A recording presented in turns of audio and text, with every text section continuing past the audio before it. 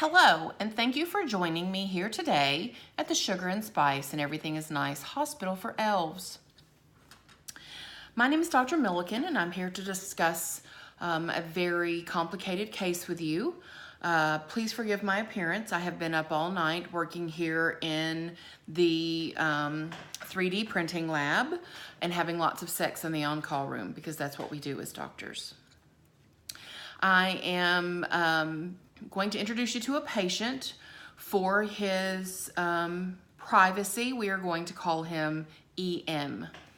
Now, last year, EM was in a very serious accident where he suffered, third-degree burns over about 20% of his body.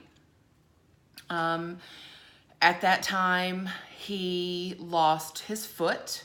It had to be amputated just above the ankle because the damage was so severe. And he also had a very severe area on the inside of his calf, which skin grafts were attempted, but sadly, EM did not care for himself properly and developed necrotizing fasciitis.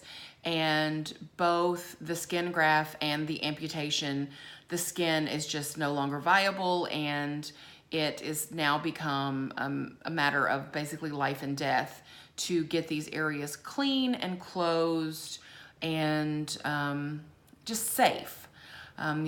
Elves work with reindeer and they work in the wood shop, so there's lots of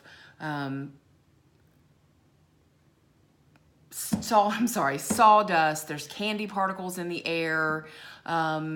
There's working in the barn with the animals and shoveling manure, and that is just not a very safe environment for someone who has open wounds and necrotizing fasciitis. Now, this is EM. As you can see here,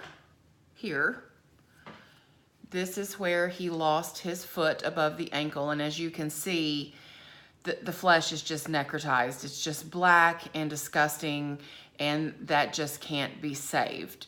In addition, on his inner calf, he sustained a burn, and despite the fact that he had a skin graft, it also necrotized and the skin ate away.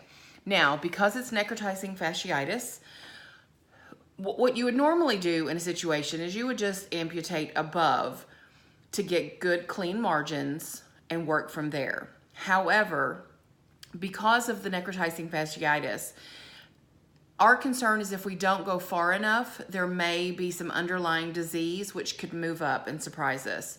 So we are basically going to do a double amputee at the hip area so that we can rule out any diseased tissue and have good, clean margins. Now, as I said, I've been working in the 3D printing lab all night, and as you can see, I have created new prosthetic legs for EM. Now, we will be doing 2 surgeries for him. The first will be to amputate and again get good clean margins.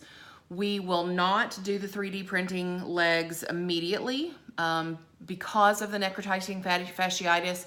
We want to leave the wounds open for hours to 24 hours to let them drain properly, to flush them well. We're going to flush them with some liquid antibiotics. We're going to hydrate him well and give him IV antibiotics as well. And then we will go in and do a second surgery where we will actually add the 3D printed legs or his prosthetics. Now, EM will be kept in a drug-induced coma between the 2 surgeries because obviously seeing your lower half hanging open could be a little traumatic. So we want to do what's best for him physically and mentally. So I hope to see you again. at the next step of the process, which will be the double amputation at the hip area. If you have any questions, feel free to send them here to me, Dr. Milliken, at the Sugar and Spice and Everything Nice Elf Hospital. Now, I would like to say, normally we would, now that the legs are printed, we would be going to surgery now. However, there were apparently some elves who got into some ginger ale, and there was an accident with some reindeer, and so all of the surgical suites are full.